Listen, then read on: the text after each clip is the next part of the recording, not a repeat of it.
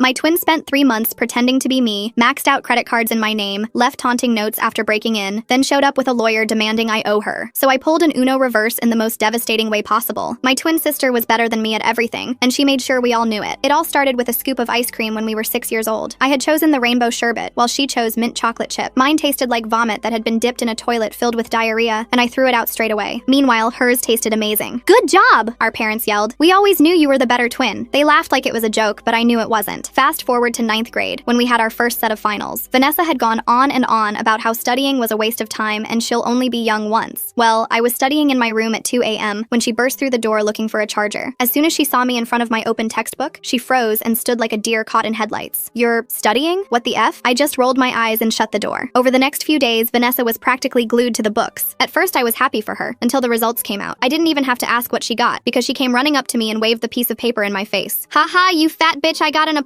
Let me see what you got." I showed her my A and she bent over from how hard she was laughing. "I effing knew I was smarter than you." But the worst part came later, when we were all at the dinner table. My sister whipped out a laminated copy of her exam paper. My parents didn't even wait to ask me what I got before singing her praises. Meanwhile, our dad was beaming with pride. "I got an A," I whispered when the kitchen got a little quieter. "You need to start being more like Vanessa," my mom instantly responded. From there, I started to isolate myself from the family. I'd spend all my time at home with our black cat Midnight and culled any urge to talk to them. So by the time college applications came around, I was practically buzzing with excitement to finally move out. Vanessa was beside me when she got the email from her dream college. She was bouncing up and down on the chair faster than a trained window girl. There it was, in plain red Arial font. Rejected. I could see the light in her eyes die out. After just 10 seconds of crying, she turned to me to ask a question. "Can you tell mom and dad that you accidentally deleted my acceptance email, and that's the reason I didn't go?" I sighed. "I don't know." "Thanks. You're the best," she interrupted. For the next few weeks, Vanessa was less mean to me than usual to thank me for the favor. We were sitting at the dinner table a few weeks later when I asked her to pass the carrots. "Why would I pass you anything, you conniving bitch?" she screamed. I slowly rubbed my temples, bracing myself for what was to come. Mom Daisy, my name, deleted my college acceptance email and I missed the deadline to accept. My mom's fork clattered on her ceramic plate. My dad spit out his Dasani water. "We always knew you were jealous of Vanessa, but we never thought you would take it this far," my dad said with full confidence. I didn't talk to them much after that because we couldn't even get through a full sentence without them bringing up the college email. And when I finished high school, moving out was a no-brainer. I never even bothered coming home for the holidays, and talking to my parents was too frustrating, so I didn't do that either. Instead, I'd just order them gifts on Amazon for their birthday and Christmas. And since Vanessa never went to college, I'd get her something too. Fast forward to 4 years later when I finished university. I invited them all to my graduation, and it was the first time I had seen them in years. I met them for photos after receiving my diploma. "That could have been Vanessa," was the first thing my mom said to me. I pinched the bridge of my nose. "Yeah, the diploma should be mine," Vanessa added. They then proceeded to take my graduation gown and cap and put it on Vanessa to take pictures of her instead. They were looking back at the photos I took when Vanessa noticed my finger covering the lens. "You always sabotage my success," she said. Something in me finally snapped. "Oh, sort of like when you got rejected from your dream college and let me take the fall?" My parents' jaw dropped. Vanessa's face went white. "What are you talking about?" She laughed, but it sounded forced. I looked straight at her. "Remember senior year? You asked me to pretend like I had deleted your acceptance email because you didn't want mom and dad to see you got rejected?" Mom was staring at Vanessa like she'd never seen her before. "Is this true?" she asked, voice shaking. Vanessa stammered,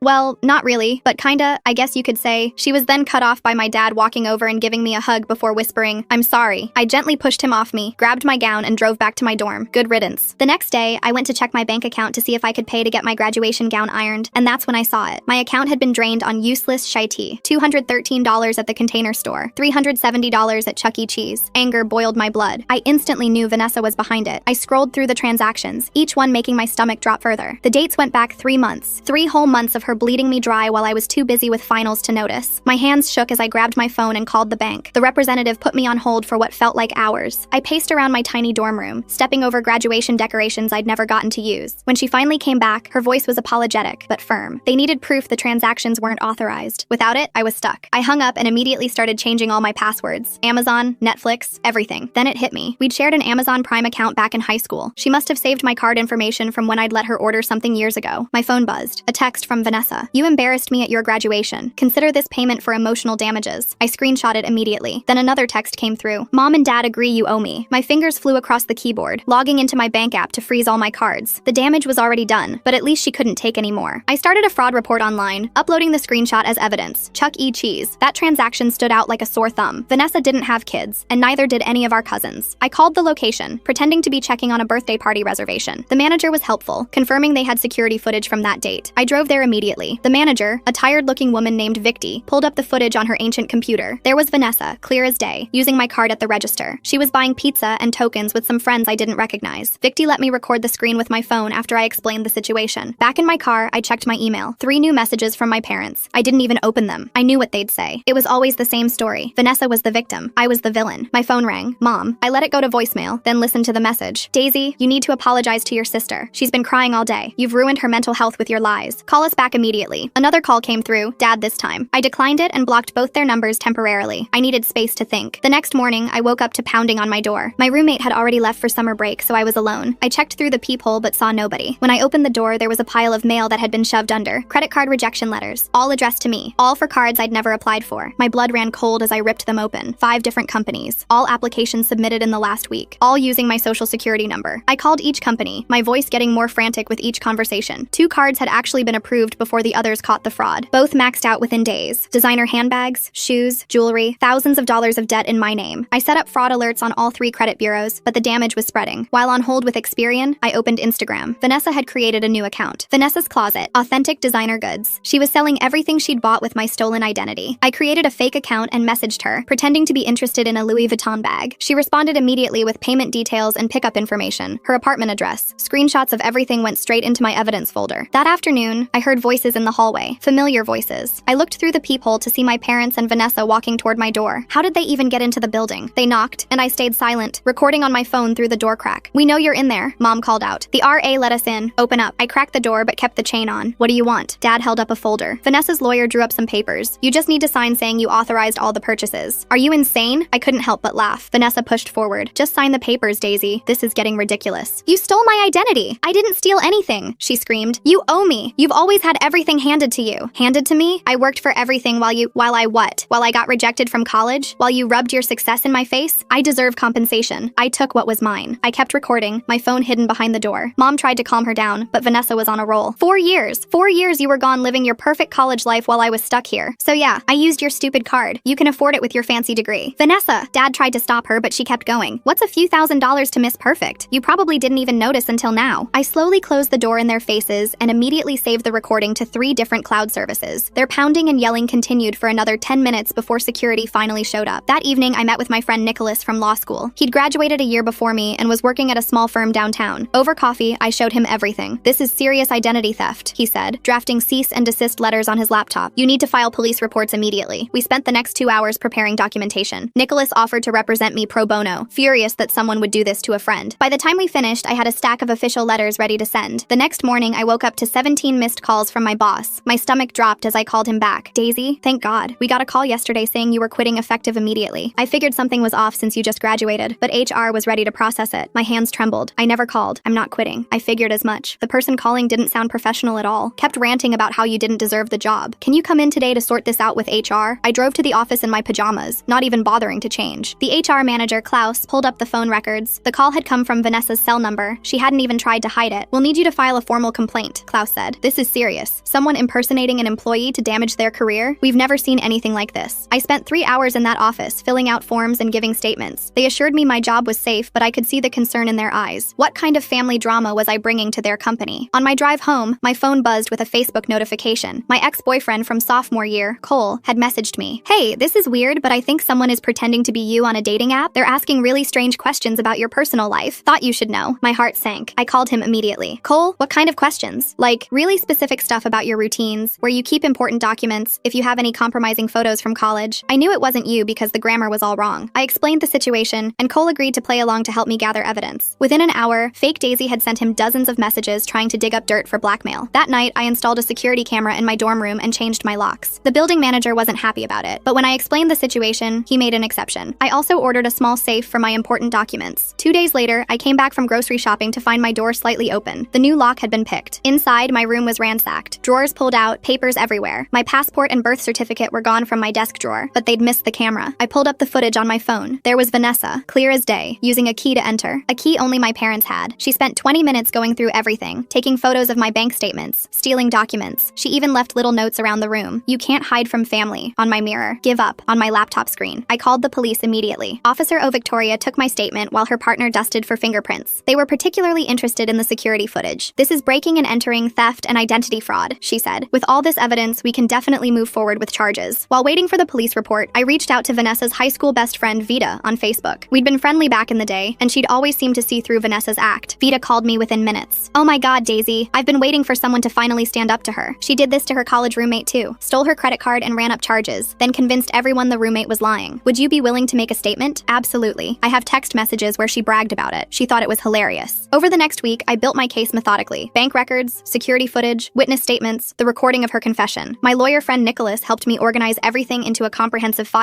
Then Vanessa made a mistake. She panicked. She called me from an unknown number, and I recorded the call. "Daisy, let's work this out. I'll return your documents and pay back some of the money if you drop everything." "Some of the money? I mean, I can't return the stuff I already sold, but I'll give you like half. That's fair, right? Fair? You stole my identity, Vanessa. You stole my life," she screamed. "You got to go to college, get a degree, move away. I was stuck here being compared to you every single day. That's not my fault." "Yes, it is. Everything is your fault. Mom and Dad only cared about your achievements. Daisy's doing so well in school. Daisy got another internship. What about me? You could have gone to community college, gotten a job, done something with your life instead of stealing mine." She hung up. The next day, my social media exploded. Vanessa had posted on every platform, tagging mutual friends, distant relatives, everyone. According to her posts, I was mentally unstable, had attacked her at graduation, was making up lies about theft because I was jealous of her. Some people believed her. I got messages asking if I was okay, suggesting therapy, wondering why I would make up such horrible accusations about my own sister. So I posted my own response. The security footage, the bank records, the screenshots, the credit reports, everything. The tide turned instantly. Comments poured in expressing shock, anger, disbelief that Vanessa could do something like this. Several people messaged me privately, sharing their own stories of her theft and manipulation. My phone rang. "Mom." I almost didn't answer, but something made me pick up. "Daisy." Her voice was small, broken. "We saw everything. The footage, the evidence. We didn't know. You didn't want to know. Can you come over, please? Your father and I, we need to talk to you, to apologize, to make this right." I drove to my childhood home for the first time in years. The house looked exactly the same, but somehow smaller. Mom opened the door with red-rimmed eyes. Dad sat at the kitchen table looking older than I remembered. The security footage played on loop on Dad's laptop. They'd watched it over and over, trying to understand how they'd missed this. "We failed you," Dad said simply. "We failed both of you, but especially you." Vanessa was there too, sitting in the corner like a scolded child. She wouldn't meet my eyes. "Tell her," Mom said firmly. "Tell her everything." And Vanessa did. How the resentment had built over the years. How every achievement of mine felt like a personal attack. How she'd convinced herself she deserved compensation for her pain. How it started small, just a few Amazon purchases, then spiraled out of control. "I was so angry," she whispered. "You got to leave. You got to become someone new. I was stuck being the failure twin." "You were never a failure," I said. "You chose to be. Every time you had an opportunity, you chose the easy way out. And when that didn't work, you chose to steal from me." The police reports were filed. The credit card companies launched their investigations. With all the evidence, my fraud claims were approved one by one. The money started returning to my account. Vanessa was charged with identity theft, breaking and entering, and fraud. Her lawyer negotiated a plea deal, community service and probation, mandated therapy. She had to pay restitution for everything she'd stolen. But more importantly, the truth was finally out. Family therapy started 3 weeks later. It was awkward, painful, full of tears and accusations. Years of favoritism, manipulation, and enabling behaviors were unpacked in that beige office. "I always thought I was helping," Mom admitted during one session. "I thought if I praised Vanessa more, she'd gain confidence. I didn't realize I was creating a monster and destroying another daughter in the process," the therapist added gently. Vanessa's individual therapy revealed deeper issues: anxiety, depression, a personality disorder that made her feel entitled to what others had. It didn't excuse her actions, but it explained them. Slowly, painfully, we rebuilt. Not the family we'd been, but something new. Something with boundaries, accountability, and truth. Vanessa got a job, started community college, began making her own life instead of trying to steal mine. I kept my distance at first, showing up for therapy, but nothing more. Trust, once shattered, takes time to rebuild. But gradually, I saw changes. Real changes. Vanessa apologizing without expecting forgiveness. My parents calling to ask about my life without comparing me to anyone. Family dinners where my achievements were celebrated instead of dismissed. It wasn't perfect. Some days were harder than others. Some relatives still believed I'd overreacted. Some friends chose sides. But for the first time in my life, I felt free. Free from the toxic dynamics that had defined my childhood. Free from the constant comparisons and manipulations. Free to be myself without apology or explanation. The girl who'd been told she was less than, who'd been blamed for her sister's failures, who'd had her success stolen and twisted, was finally standing in her own truth. And that truth had set us all free. The bank representative's voice crackled through my phone as I sat cross-legged on my dorm room floor, surrounded by printed statements and highlighted transactions. She explained the fraud investigation process while I furiously scribbled notes. The screenshot of Vanessa's confession text helped, but they needed more concrete evidence linking her to the unauthorized purchases. After hanging up, I methodically went through every transaction. The Container Store purchase happened during my organic chemistry final. Chuck E. Cheese was the day after my thesis presentation. Each charge coincided with moments when I'd been too overwhelmed to check my accounts. My laptop dinged with a new email notification. Another credit card rejection letter, this time forwarded digitally. My hands trembled as I opened it. Capital One, application submitted yesterday. Same social security number number, different address, Vanessa's apartment. I immediately called Capital One's fraud department. The representative confirmed 5 more applications had been submitted to various banks over the past week. My stomach churned as she listed them off. Some had been flagged as suspicious, but 2 had already been approved and cards expedited to Vanessa's address. While still on the phone, I logged into Credit Karma. My credit score had plummeted 150 points. Years of careful financial management destroyed in days. The representative walked me through placing fraud alerts, but warned that damage already done would take months to repair. My dorm room suddenly felt suffocating. I needed air, needed to think. Grabbing my evidence folder, I headed to the campus library. The walk cleared my head enough to formulate a plan. First, I needed to document everything meticulously. Second, I had to prevent further damage. Third, gather enough evidence to stop Vanessa permanently. The library was nearly empty, summer session meaning fewer students around. I commandeered a study room and spread out my materials, bank statements, screenshots, rejection letters. The pattern became clearer with everything laid out. Vanessa had been testing the waters for months with small Amazon purchases before escalating to the credit card fraud. My phone vibrated. Unknown number. I almost ignored it, then remembered I'd blocked my parents. Sure enough, Mom's voice filled my ear when I answered. Daisy, this is ridiculous. Your sister is distraught. She says you're making things up because you're jealous of her new business venture. New business venture? I couldn't hide my disbelief. She started selling designer goods online. Very entrepreneurial. Unlike someone who just throws accusations around. I hung up without responding. Opening Instagram, I searched for Vanessa's new account. There it was, Vanessa's Closet. Posted just hours ago were photos of designer handbags, shoes, and jewelry, all purchased with my stolen identity. The prices were marked up significantly from retail. Creating a fake account took minutes. I messaged about a Gucci bag, playing the part of an eager buyer. Vanessa responded almost immediately with payment instructions and pickup details. Her apartment address, cash only, available tomorrow afternoon. I screenshot everything. The next morning arrived with more chaos. My email inbox contained 3 more credit card rejections and 1 approval. Discover had somehow approved a card with a $5,000 limit despite the fraud alerts. I called them immediately, but the card had already been maxed out and closed within hours of approval. I drove to Chuck E. Cheese hoping to catch the manager, Victi, during a slow period. The restaurant smelled of pizza grease and industrial cleaner. Victi remembered me from my previous call and was surprisingly helpful. She pulled up the security footage on the ancient computer system, showing Vanessa clear as day using my debit card. Can I get a copy of this? I asked, trying to keep desperation out of my voice. Victi glanced around nervously. We're not supposed to, but she pulled out her phone. Record the screen. I'll pretend I didn't see. I thanked her profusely, making sure to capture Vanessa's face clearly in the footage. She was laughing with friends, swiping my card like it was nothing. The timestamp matched perfectly with my bank statement. Back in my car, I noticed several missed calls from an unknown number. The voicemail made my blood freeze. It was my boss. Daisy, we received a concerning call about you today. Please contact HR immediately. My hands shook as I called the HR department. Klaus answered on the second ring, his voice professional but concerned. Someone called claiming to be you, saying you needed to quit immediately due to mental health issues. The caller was quite graphic about your supposed breakdown. That wasn't me, I managed to say through gritted teeth. We figured as much. The caller kept ranting about how you didn't deserve the position. Can you come in to file a report? I drove straight to the office, not caring that I was wearing yesterday's clothes. Klaus had already pulled the phone records. The number belonged to Vanessa's cell phone. She hadn't even tried to mask it. This is serious harassment, Klaus said, typing up the incident report. We'll need documentation for our legal department. 3 hours later, I finally left the office with assurances my job was safe, but the damage to my professional reputation worried me. What if Vanessa contacted other potential employers? My phone buzzed with a Facebook message. Cole, my ex from sophomore year, had sent a screenshot. Someone using my photos had matched with him on a dating app, asking invasive questions about my college years. I called him immediately. What kind of questions? Where you lived, who your roommates were, if you had any embarrassing photos or stories. I knew it wasn't you because they kept calling me the wrong name. We devised a plan. Cole would play along, gathering evidence while I documented everything. Within hours, fake me had sent dozens of messages trying to extract blackmail material. The grammar was atrocious, clearly Vanessa's writing style. That evening, I invested in security upgrades. A camera for my dorm room, new locks, a small safe for important documents. The building manager initially protested but relented after I explained the situation. I also changed every password I could think of, using a password manager to generate complex combinations. 2 days passed in relative quiet. I used the time to organize evidence, file police reports, and work with Nicholas on legal documentation. He'd drawn up cease and desist letters and helped me understand my options for pressing charges. Then I came home to find my door ajar. My new lock had been picked, the door frame showing fresh scratches. Inside, chaos. Drawers emptied, papers scattered, personal items rifled through. My passport and birth certificate, which I'd stupidly left in my desk drawer, were gone, but the camera had caught everything. I pulled up the footage on my phone, my anger building with each second. Vanessa entered using a key, one only my parents had. She spent 20 minutes ransacking my room, photographing financial documents, stealing identification papers. She even paused to leave notes. You can't escape family, taped to my mirror. Give up, stuck to my laptop. I called 911 immediately. Officer O. Victoria arrived within 30 minutes, her partner beginning to dust for fingerprints while she took my statement. This is breaking and entering, theft, and identity fraud, she said, watching the security footage. With evidence this clear, we can definitely press charges. While waiting for the police report, I remembered Vita, Vanessa's high school best friend. We'd been friendly enough, and she'd always seemed to see through Vanessa's manipulations. I found her on Facebook and sent a message. message. Her response came quickly. OMG Daisy, I've been waiting for someone to finally call her out. Can I call you? Within minutes, Vita was spilling years of witnessed manipulation. She did this to her freshman roommate too. Stole her credit card, ran up hundreds in charges, then convinced everyone the roommate was lying. I have screenshots of her bragging about it. Would you make an official statement? Absolutely. I'm tired of watching her hurt people. Over the following days, I built my case methodically. Bank records showing unauthorized transactions, security footage from multiple locations, witness statements from Vita and others who'd come forward, the recording of Vanessa's confession through my door. Nicholas helped organize everything into a comprehensive legal file. My phone rang constantly. Unknown numbers I assumed were my parents. I let them all go to voicemail, focusing on damage control. Each credit bureau now had extensive fraud alerts. My bank issued new cards with enhanced security. My employer documented the harassment for potential legal action. Then Vanessa panicked. The call came from an unknown number late one evening. I almost didn't answer, but something made me hit record first. Daisy, we need to talk. This has gone too far. You broke into my room, Vanessa. I was looking for something that belonged to me. What could possibly belong to you in my dorm room? She paused, clearly not expecting the question. Look, let's make a deal. I'll return your documents and pay back some of the money if you drop all this. Some of the money? I can't return what I already sold, but I'll give you half of what I made. That's fair. Fair? You stole my identity. You tried to get me fired. You're destroying my credit. You destroyed my life. Her composure cracked completely. You got everything. College, freedom, a future. I was stuck here being reminded every day that I wasn't you. So you decided to steal my life instead of building your own? I deserved compensation. 4 years of being compared to perfect Daisy. 4 years of, why can't you be more like your sister? You owe me. I owe you nothing. You made your choices. My choices? I didn't choose to be rejected from college. I didn't choose to be the failure twin. You chose to lie about it. You chose to blame me. You chose to steal from me instead of taking responsibility. She hung up, but I had everything recorded. The next morning, my social media exploded. Vanessa had posted across every platform, tagging mutual friends, distant relatives, everyone we'd ever known. According to her posts, I was mentally unstable, jealous of her success, making up elaborate lies because I couldn't handle her entrepreneurial achievements. Some people believed her. Messages poured in asking if I was okay, suggesting therapy, wondering why I would fabricate such accusations. Others who knew us better expressed doubt, but Vanessa had always been convincing. So I fought back with truth. I created a comprehensive post with evidence. The security footage of her breaking into my room, bank statements showing unauthorized charges, screenshots of her selling stolen goods, the credit reports showing fraudulent applications. Everything laid out chronologically and clearly. The response was immediate. Comments flooded in expressing shock, anger, disbelief. Several people messaged privately sharing their own experiences with Vanessa's theft and manipulation. Former classmates, co-workers, even extended family members she'd scammed over the years. My phone rang. Mom. I stared at the screen, debating. Finally, I answered. Daisy. Her voice sounded different, smaller. We saw your post, the video. Is all of this true? Every word. Your father and I, we need to see you. Please. Why? So you can tell me again how I'm ruining Vanessa's life? Numbers, so we can apologize. So we can try to understand how we failed you so badly. I drove to my childhood home the next day, my stomach in knots. The house looked exactly as I remembered, yet somehow diminished. Mom opened the door with red-rimmed eyes. Dad sat at the kitchen table, laptop open to my social media post. They'd watched the security footage dozens of times, trying to comprehend what they were seeing. Their golden child, breaking into my room, stealing from me, destroying my life out of spite. We gave her the key, Mom whispered. In case of emergencies, we never thought. Vanessa sat in the corner, no longer the confident manipulator. She looked small, deflated, caught. Tell her, Dad commanded. Tell her everything, now. And finally, the truth spilled out. How the resentment had festered for years. How every achievement of mine felt like a personal attack. How she'd convinced herself she deserved compensation. How it started with just one Amazon purchase, then spiraled into full identity theft. I hated you, she admitted. You got to leave. You got to become someone. I was stuck here being nothing. You weren't nothing. You chose to do nothing. There's a difference. Easy for you to say. You had grades, acceptance letters, a future. Because I worked for them. While you were partying, I was studying. While you were making excuses, I was making plans. You could have done the same. With everyone comparing me to you, why can't you be more like Daisy? Daisy would never do that. Look how well Daisy's doing. I couldn't escape you, so you tried to become me instead? The room fell silent. Mom reached for my hand, but I pulled away. Years of pain couldn't be erased with one conversation. The next weeks blurred together. Police reports were filed. Credit card companies investigated with my evidence. Slowly, fraudulent charges were reversed. Stolen funds returned. But the damage to my credit would take months to repair. Vanessa was formally charged with identity theft, breaking and entering, and fraud. Her lawyer negotiated a plea deal: community service, probation, mandated therapy, and restitution for everything stolen. She avoided jail time, barely. Family therapy began 3 weeks later. The therapist, a soft-spoken woman named Dr. Martinez, guided us through years of dysfunction. The favoritism I'd always felt was validated. The enabling of Vanessa's behavior examined. The deep fractures in our family foundation exposed. I thought I was helping. Mom broke down during one session. Vanessa seemed so fragile compared to Daisy. I thought if I praised her more, she'd gain confidence. Instead, you created entitlement, Dr. Martinez observed gently, and made Daisy feel unseen. Vanessa's individual therapy revealed deeper issues: anxiety, depression, possible personality disorder. It didn't excuse her actions but provided context. She'd spent years constructing a victim narrative to avoid accountability. Slowly, painfully, Finally, we began rebuilding. Not the family we'd been, that was gone forever, but something new, with boundaries and accountability. Vanessa got a job at a retail store, enrolled in community college, started building her own life instead of trying to steal mine. I kept my distance initially, showing up for therapy but maintaining boundaries. Trust, once shattered, takes time to rebuild, but gradually, I saw changes, real changes. Vanessa apologizing without expecting immediate forgiveness. My parents calling to ask about my life without comparisons. Family dinners where my achievements were celebrated instead of dismissed. Some relatives still believed I'd overreacted. Some friends chose sides. The path forward wasn't smooth, but for the first time in my life, I felt free. Free from toxic dynamics that had defined my childhood. Free from constant comparisons and manipulations. Free to be myself without apology or explanation. The girl who'd been told she was less than, who'd been blamed for her sister's failures, who'd had her success stolen and twisted, was finally standing in her own truth. And that truth had set us all free. The courthouse steps stretched before me like a mountain. I clutched my evidence binder, watching Vanessa and her lawyer huddle near the entrance. Mom and Dad stood awkwardly between us, their faces drawn with exhaustion from weeks of depositions and hearings. Inside, the prosecutor laid out the case methodically. Security footage played on the courtroom screen. Vanessa's break-in, her ransacking my room, stealing my documents. The judge's expression hardened with each piece of evidence. Bank records showing months of unauthorized transactions. Credit reports displaying fraudulent applications. Screenshots of her selling stolen goods online. Vanessa's lawyer tried damage control, painting her as a troubled young woman who'd made mistakes. The prosecutor countered with Vita's testimony about previous victims. Cole's evidence of the catfishing scheme. Klaus from HR detailing the impersonation attempt. Officer O. Victoria presenting the formal charges. During recess, I found myself in the bathroom splashing cold water on my face. Vanessa entered behind me, her reflection appearing in the mirror. We stood there, twin faces showing different lives. Mine tired but determined, hers desperate and cornered. She opened her mouth to speak, but her lawyer appeared, pulling her away with sharp whispers about not talking to the victim. I dried my hands slowly, watching them leave. Back in court, Vanessa took the stand. Her voice cracked as she admitted to everything. The stolen bank information, the credit card fraud, breaking into my room, trying to get me fired, the catfishing, years of resentment spilling out in halting sentences. The judge's verdict came swift and harsh. Guilty on all counts. Identity theft, breaking and entering, fraud, harassment. The sentencing would come later, but the conviction stood. Vanessa's shoulders shook as the bailiff read the charges. Outside the courthouse, reporters had gathered. Someone had tipped them off about the twin sister identity theft case. I pushed through with Nicholas's help, ignoring their questions. Mom and Dad followed behind, shielding their faces from cameras. The next morning brought new chaos. My phone exploded with notifications. The local news had run the story. Twin sister steals identity in elaborate fraud scheme. My face, pulled from social media, stared back from news websites. Vanessa's mugshot beside it. I turned off my phone and focused on damage control. The credit bureaus needed updated documentation. My bank required additional paperwork. Each company that had issued fraudulent cards wanted their own forms completed. Hours spent on hold, explaining the situation repeatedly. Nicholas helped draft a statement for my employer, ensuring they understood I was the victim, not the perpetrator. Klaus from HR called personally, assuring me my position remained secure. But I could hear the concern in his voice. This kind of publicity wasn't good for anyone. 3 days later, Vanessa's sentencing arrived. 2 years probation, 200 hours community service, mandatory therapy, full restitution. No jail time, thanks to her lawyer's plea deal. I sat in the gallery watching her receive the verdict. She looked smaller somehow, diminished by the weight of consequences. After court, Mom approached me in the parking lot, her hands twisted together nervously as she spoke about family therapy, about healing, about moving forward. I listened without committing, my car keys heavy in my hand. The restitution checks started arriving within weeks. Small amounts at first, then larger sums as Vanessa sold her car, emptied her savings. Each payment came with a note from her lawyer confirming the amount. Cold, legal language for years of betrayal. I used the money to pay off the fraudulent charges, repair my credit, cover legal fees. The rest went into savings, a buffer against future chaos. My credit score slowly climbed back up, each point a small victory. Work became my refuge. I threw myself into projects, staying late to avoid thinking about family drama. My colleagues knew something had happened but respected my privacy. Only occasionally did someone mention seeing the news story, quickly changing the subject at my expression. One evening, Cole texted me screenshots. Vanessa had created new social media accounts under fake names. She was posting about being a victim of the justice system, claiming I'd set her up. The posts gained little traction, most people recognizing her from the news coverage. I documented everything and sent it to Nicholas. He forwarded it to Vanessa's probation officer. Within days, the accounts disappeared. A warning had been issued. Any further harassment would violate her probation terms. Mom called weekly, leaving voicemails I rarely returned. Each message sounded more desperate. Updates about therapy, about Vanessa's progress, about Dad's health. The stress had triggered his blood pressure issues. I felt the familiar pull of guilt, but pushed it away. 6 weeks into Vanessa's probation, I received an unexpected package. No return address, but I recognized the handwriting. Inside, my passport and birth certificate. A sticky note attached, "I'm sorry." Nothing more. I had the documents authenticated, ensuring they weren't forgeries. The officer at the passport agency looked at me strangely when I explained why I needed verification. Another small humiliation in a series of many. My apartment lease ended 2 months later. I found a new place across town, somewhere Vanessa didn't know the address. The moving company arrived early, packing my life into boxes. I left no forwarding address with the building management. The first night in my new apartment, I sat on the the floor eating takeout. Boxes towered around me, each one a fresh start. My phone buzzed with texts from Mom, asking if I was okay, if I needed help. I turned it off and focused on unpacking. Work offered a promotion the following week, a new position with more responsibility, better pay. My boss mentioned they'd been impressed with how I'd handled the recent challenges. Professional code for surviving a public scandal. I accepted immediately. Vanessa's community service assignment came through the court system. She'd be working at a local thrift store, sorting donations. The irony wasn't lost on anyone. The girl who'd stolen designer goods to sell online now handling other people's cast-offs. I drove past the thrift store once, curiosity getting the better of me. Through the window, I saw her folding clothes, her supervisor watching closely. She looked up as my car passed, our eyes meeting for a brief moment. I didn't slow down. Mom's calls became less frequent but more emotional. She left a voicemail about Vanessa's therapy breakthrough, how she'd finally acknowledged the pain she'd caused, how the therapist said family healing could begin. I deleted it without listening to the end. My credit monitoring alerts became routine. Each month, checking for new fraudulent activity. Each month, finding none. Slowly, the hypervigilance faded. I stopped checking daily, then weekly. Progress measured in small freedoms. Nicholas invited me to his firm's holiday party. I almost declined, then forced myself to go. Normalcy had to start somewhere. I made small talk with his colleagues, avoided questions about family, focused on work discussions. Several people mentioned they'd followed the case, impressed by how I'd handled it. On the way home, I passed my childhood neighborhood. Christmas lights twinkled from familiar houses. I wondered if Mom had decorated this year, if Dad was helping despite his health, if Vanessa was there, or serving community service hours. My new apartment remained undecorated. I'd bought a small tree but hadn't assembled it. Work consumed most days, leaving little energy for holiday spirit. I ordered gifts online for friends, skipping family entirely. The cart sat abandoned when I reached my parents' names. Vanessa's restitution payments continued arriving, each check a reminder of everything that had happened. I set up automatic deposit, removing the need to see her lawyer's letterhead monthly. The balance grew slowly, replacing what had been stolen. A text from Vita arrived unexpectedly. She'd run into Vanessa at the grocery store. Awkward pleasantries exchanged before Vanessa hurried away. Vita mentioned she looked healthier, less angry. I thanked her for the update and changed the subject. My boss called me into his office one morning. A new project required someone with attention to detail, someone who could handle sensitive information. The recent situation had proven my reliability. I accepted, grateful for the trust despite everything. The project consumed weeks, long hours documenting processes, securing confidential data. I threw myself into it completely, finding peace in the structure and clarity. No family drama, no emotional manipulation, just clean, clear work. One evening, organizing files late at the office, security called. Someone was in the lobby asking for me. My blood ran cold until they clarified it was an older man, Dad. I asked them to tell him I'd already left. He called from the lobby, his voice tired and old, just wanted to talk, to see how I was doing, to apologize again, to update me on Mom's health now too, the stress affecting them both. I listened but didn't respond, ending the call with vague promises to be in touch. The security footage from that night showed him waiting another hour before leaving, shoulders slumped, moving slowly. I watched it the next morning, feeling nothing but exhaustion. The anger had faded into empty space. Vanessa's probation officer contacted me about victim impact statements for her file. I spent days crafting one, trying to capture the destruction she'd caused. Financial damage was easy to quantify. The emotional toll, harder to articulate. I submitted it without reading the final version. Spring arrived with its false promises of renewal. I focused on work, on rebuilding credit, on creating distance. The promotion brought new challenges that filled my days. Weekends meant errands and meal prep, not family dinners or drama. A wedding invitation arrived from a college friend. +1, it said. I RSVP'd for one. No explanation needed. The date approached with relief that I wouldn't face questions about bringing family. Those bridges thoroughly burned. At the wedding, during the parent dances, I stepped outside. The cool air helped calm the unexpected wave of loss. Not for what was, but what could have been. A family that celebrated achievements instead of stealing them. Parents who saw both daughters clearly. I returned inside as cake was served, plastering on appropriate smiles. The bride's family seemed so normal, so functional. Her sister gave a loving toast without a hint of resentment. I wondered if they knew how lucky they were. Monday brought me back to routine. Work, home, repeat. Stable and predictable. My credit score had recovered significantly. The promotion provided financial security. My new apartment felt like home. Small victories building a life separate from the chaos. Vanessa completed her community service early. According to court records I'd checked online. Her probation continued, but the mandatory hours were done. I wondered what she'd do now, then pushed the thought away. Not my concern anymore. Mom sent a letter to my office knowing I'd moved. Handwritten pages about family therapy, about understanding their failures, about hoping for reconciliation, about Vanessa's genuine progress, about missing me. I filed it with other documentation. Unanswered. The 1-year anniversary of the courthouse verdict passed quietly. I worked late, ordered dinner, watched mindless TV. No acknowledgement of the date beyond a brief moment of reflection. How much had changed, how much I'd rebuilt, how far I'd come. Nicholas called with updates on the legal side. All restitution on track. No probation violations. The system working as intended. He mentioned Vanessa had inquired about early termination of probation for good behavior. Standard procedure, likely to be denied. I thanked him and ended the call, returning to my spreadsheets. The numbers made sense in ways family never had. Clean columns of data without hidden meanings or manipulation. Just facts and figures building toward clear goals. My phone buzzed with a text from an unknown number. A photo of Vanessa's community college graduation announcement. 2 years late, but finally happening. I blocked the number without responding. ending. Some bridges couldn't be rebuilt, no matter how much time passed. The summer brought a job offer from a competitor. Better salary, new city, fresh start. I spent weeks considering it. The distance appealed more than the money. A place where nobody knew about the twin sister who'd stolen my identity. I accepted the position, giving generous notice. My current employer countered, but I'd already decided. Time for complete separation. My colleagues threw a small farewell party, careful not to mention why starting fresh might appeal. Packing felt different this time. Not running, but choosing. Each box labeled for a future I controlled. The moving truck scheduled, flights booked, new apartment secured, everything arranged without input or interference from family. My last week in town, I drove past the childhood home one final time. Mom's car in the driveway. Dad's garden overgrown. Vanessa's old car gone, sold for restitution. I didn't slow down, didn't feel the pull to stop, just acknowledgement of what was left behind. The moving truck arrived on schedule. Professional movers who didn't ask personal questions. Box after box loaded while I supervised. My entire life fitting into one vehicle. Freedom measured in cubic feet of space. I left the city as the sun set, flying toward my new position. Below, the lights of my old life grew smaller until they disappeared entirely. Somewhere down there, my family continued their therapy, their healing, their journey, without me. The new city welcomed me with rain and traffic. My apartment building stood modern and impersonal. Perfect. I directed movers, unpacked essentials, ordered dinner from a place that didn't know my usual order. Everything fresh and unfamiliar. Work started the following Monday. New faces, new challenges, new opportunities. HR processed my paperwork without mentioning background checks or news stories. A clean slate professionally and personally. I dove into training with relief. Weeks passed in adjustment. Learning bus routes and coffee shops. Finding a grocery store and gym. Building routines that belonged only to me. My phone stayed quiet, the old number disconnected. Only work contacts had the new one. One evening, unpacking the last boxes, I found the family photos I'd kept. Childhood birthdays before everything soured. Graduation pictures before the theft. I looked at them without anger or sadness, just acknowledgement of a different time. I stored them in a closet, not ready to display but unable to discard. Maybe someday they'd mean something different. For now, they remained archived proof of a life left behind. Evidence that I'd survived and rebuilt. My new colleague invited me for drinks after work. I accepted, making small talk about the job and city. When asked about family, I mentioned being an only child. The lie came easily, creating boundaries from the start. She didn't push, moving to safer topics. The apartment slowly became home. Furniture delivered, art hung, kitchen stocked. Each choice mine alone without consideration for others' opinions. I painted an accent wall deep blue because I wanted to. Freedom in small decisions. Work consumed most energy, but weekends brought exploration. Museums and parks discovered solo. Restaurants tried without worrying about anyone else's preferences. A life built on my own terms, my own choices, my own peace. 6 months into the new position, I received a forwarded letter from Nicholas. Official notice that Vanessa's probation had ended successfully. All restitution paid, requirements met. The legal chapter closed. I shredded it without ceremony. The seasons changed, bringing new projects and responsibilities. I excelled at work, earning recognition without family drama overshadowing achievements. Colleagues knew me only as competent and reliable, the past irrelevant to present success. A year after moving, I finally felt settled, roots growing in soil I'd chosen, friends made through work and hobbies, a life full without the chaos that had defined so many years. The girl who'd been compared and found wanting had built something entirely her own. Sometimes late at night, I wondered about them. If mom's health had improved, if dad still gardened, if Vanessa had truly changed or simply learned to hide better. But morning always brought focus back to my own life, my own future. The freedom felt strange still. No longer checking credit reports obsessively. No longer jumping at unknown calls. No longer carrying the weight of family dysfunction. Just forward momentum toward goals I set myself. I'd lost a family but gained myself. The trade felt worth it most days. Some bridges burned to light the way forward. Some stories ended not with reconciliation, but with recognition that distance brought its own healing. The woman typing reports in her corner office bore little resemblance to the girl who'd been blamed for her sister's failures. Evolution through destruction and rebuilding. Phoenix references felt too dramatic for the quiet satisfaction of a life reclaimed. My story had diverged from theirs completely. No shared chapters remaining, just the echo of what was and the reality of what is. A successful career, stable finances, peaceful existence. Everything they'd said I'd stolen from Vanessa, I'd built for myself. The irony wasn't lost on me. She'd tried to steal my life and instead freed me from theirs. The ultimate unintended consequence. Her actions had severed ties I'd never have cut myself. Forced liberation through betrayal. I closed my laptop, another productive day complete. Tomorrow brought new challenges unrelated to family drama. The past truly past, the future truly mine. No looking back, no regrets, no reconciliation needed. Just forward, always forward, into a life defined by my choices alone.